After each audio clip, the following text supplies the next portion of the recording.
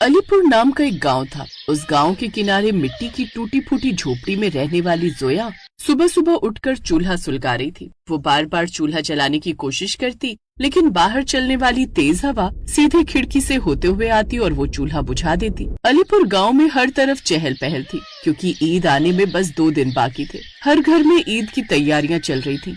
कहीं नए कपड़े सिल रहे थे, कहीं सफाइयां, तो कहीं बच्चों के लिए खिलौने खरीदे जा रहे थे। लेकिन जोया, उसकी झोपड़ी में सन्नाटा था। उसके यहाँ तो चूल्हा भी बड़ी देर में जला। जोया का पति करीम 2 साल पहले बीमारी से चल बसा था। उसके 2 बच्चे थे, 10 साल का आहिल और 7 साल की रूही। घर की सारी जिम्मेदारी जोया के कंधों पर थी। वो लोगों के घरों में बर्तन मांजकर और झाड़ू पोछा करके किसी तरह अपने बच्चों का पेट भरती थी। कुछ देर बाद आहिल बाहर से दौड़ता हुआ आया। अम्मी, मैंने सुना इस बार अपने गांव में बड़ा मेला लगने वाला है ईद पर। साथ ही मेले में बड़ा झूला भी आया। अम्मी, हम भी चलेंगे ना झूला झूलने? बोलो ना अम्मी। हाँ बेटा, अगर काम जल्दी खत्म हुआ तो चलेंगे। आहिल खुशी से झूम उठा। ये फिर तो बड़ा मजा आएगा। जोया भले ही उस वक्त उन्हें देखकर मुस्कुरा रही थी, लेकिन अंदर से टूट रही थी, क्योंकि उसके पास इतने पैसे नहीं थे। उसी समय गांव के बड़े घर में गांव के अमीर जमींदार हाजी साहब के घर में ईद की बड़ी तैयारी चल रही थी। हाजी साहब की बहू साजिया नौकरों को आदेश दे रही थी, देखो सेवैयां अच्छे से भुनना और मेहमानों के लिए काजू बादाम भी रखना। उसी समय साजिया की नजर जोया पर पड़ी। जोया उनके घर बर्तन धोने आई थी। उसकी तबीयत कुछ ठीक नहीं लग रही थी। जोया, तुम बहुत थकी हुई लग रही हो। क्या हुआ, तबीयत ठीक नहीं है क्या? क्या करे बीबी जी, तबीयत तो ठीक नहीं है, लेकिन पेट पालना है तो काम तो करना पड़ेगा। तू भी ना बिल्कुल अपना ध्यान नहीं रखती। अच्छा चल, मैं तुझे दवाई देती हूँ।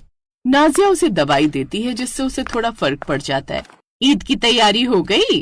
अल्लाह बड़ा है बीबी जी, हो जाएगी। साजिया समझ गई, लेकिन उस समय उसने कुछ नहीं कहा। जोया दिन भर काम करके थकी हुई घर लौटी। उसकी जेब में बस 150 रुपए थे। उसने रास्ते में दुकान पर जाकर कीमत पूछी। बच्चों के कपड़े ही कम से कम 400 रुपए के थे। उसने गहरी सांस ली। ले लो, अच्छे कपड़े हैं। नहीं भाई, फिर कभी। और वो धीरे धीरे वापस घर की तरफ चल पड़ी। जाने कैसी ईद होगी ये, बिना कपड़ों के, बिना सेवैयों के। कुछ देर बाद जैसे ही जोया घर पहुंची, दोनों बच्चे दौड़ते हुए उसके पास आ गए। अम्मी, आज हमने चांद देखा। सब लोग कह रहे हैं कल चांद दिख जाएगा। दोनों खुशी से झूम रहे थे। जोया उन्हें देखकर मुस्कुराई, लेकिन उसकी आंखों में दर्द छिपा हुआ था। या अल्लाह, मेरे बच्चों की ईद खाली मत रखना। कुछ देर बाद किसी ने उनका दरवाजा खटखटाया। जोया ने दरवाजा खोला तो दरवाजे पर खड़ी थी साजिया। अरे बीबी जी आप? फिर साजिया मुस्कुराई। उसके हाथ में एक बड़ा सा थैला था। जोया, ये बच्चों के लिए है। नहीं बीबी जी, मैं भीख नहीं ले सकती। ये भीख नहीं, ईदी है। दोनों बच्चे खुशी से उस थैले को देखने लगे। उन्होंने देखा उसमें नए कपड़े, सेवैयां, चीनी और सूखे मेवे थे। ये अम्मी, हमारे भी नए कपड़े आ गए। बीबी जी, अल्लाह आपको खुश रखे। ईद सबकी होती है जोया, अमीर की भी गरीब की भी। ईद मुबारक। फिर साजिया के जाने के बाद जोया देर तक दरवाजे पर खड़ी रहकर उसे देखती रही, जैसे वो कोई फरिश्ता बनकर आई हो। इधर दोनों बच्चे नए कपड़े देखकर उछल उछल कर खुश हो रहे थे। अम्मी देखो ना, ये गुलाबी वाला सरारा मेरा है ना? जोया बच्चों की खुशी देख रही थी। उसके चेहरे पर मुस्कान थी, लेकिन आंखों में आंसू थे। या अल्लाह, तूने मेरी लाज रख ली। उस रात जोया ने बहुत दिनों बाद चैन की सांस ली। फिर रूही धीरे से बोली, अम्मी कल ईद है ना? हाँ बेटी, तो हम सेवैयां भी बनाएंगे ना? हाँ जरूर बनाएंगे। अचानक आसमान में काले बादल छा गए और तेज हवा चलने लगी, और देखते ही देखते तेज बारिश शुरू हो गई। इतनी बारिश देख गांव के लोग घबरा कर उठ बैठे, क्योंकि जोया की झोपड़ी नदी के किनारे थी। तेज बारिश से नदी का पानी बढ़ने लगा। जोया की नींद भी खुल गई। उसने बाहर देखा, पानी तेजी से बढ़ रहा था। या अल्लाह, ये क्या हो रहा है? इतने में बच्चे भी उठ गए। अम्मी, ये इतनी तेज बारिश क्यों हो रही है? कुछ नहीं होगा बेटा, अल्लाह सब ठीक करेगा।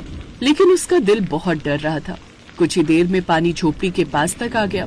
हवा इतनी तेज थी कि झोपड़ी की छत हिलने लगी। तभी एक तेज आवाज आई। झोपड़ी का एक हिस्सा टूट गया। पानी अंदर आने लगा। जोया समझ गई कि अब यहाँ रुकना खतरनाक है। चलो बच्चों, जल्दी बाहर चलो। तीनों बारिश में भीगते हुए झोपड़ी से बाहर निकल आए। चारों तरफ अंधेरा था। कीचड़ और पानी से रास्ता भरा हुआ था। जोया उन्हें लेकर गांव की तरफ भागने लगी।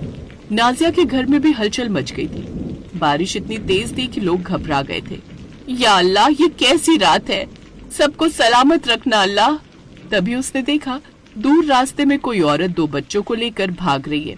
अरे, ये तो जोया लग रही है। साजिया जल्दी से बाहर गई। उसने बारिश में भीगती हुई जोया को आवाज दी, जोया, रुको जोया। फिर जोया ने मुड़कर देखा। तुम लोग इस हालत में कहाँ जा रहे हो? जोया की आंखों में आंसू आ गए। बेबी जी, झोपड़ी टूट गई, पानी अंदर भर गया है। या अल्लाह, अच्छा तुम लोग मेरे घर चलो। नहीं बेबी जी, हम आपको परेशान नहीं करेंगे। परेशानी कैसी? आज ईद की रात है और ईद पर किसी को अकेला नहीं छोड़ते। चलो अब जल्दी मेरे साथ चलो। पहली बार बच्चे इतने बड़े घर में आए थे जहाँ बड़ा सा आंगन और बड़े बड़े कमरे थे। अम्मी, ये घर कितना बड़ा है, बिल्कुल महल जैसा। फिर साजिया ने नौकरानी से कहा, जल्दी से इनके लिए सूखे कपड़े लाओ और जोया, आज की रात तुम लोग यहीं रहोगे। बीबी जी, आपने तो हमें नई जिंदगी दे दी। नहीं रे, ये सब अल्लाह की मर्जी है। उस रात जोया अपने बच्चों के साथ वहीं रुकी। फिर सुबह जब ईद की नमाज के लिए लोग मस्जिद की तरफ जा रहे थे, तब पूरे गांव को पता चला कि रात की बाढ़ में कई गरीबों के घर बह गए थे और सबसे ज्यादा नुकसान हुआ था जोया की झोपड़ी का। वो ईद की सुबह थी, लेकिन खुशियों की जगह चिंता छाई हुई थी।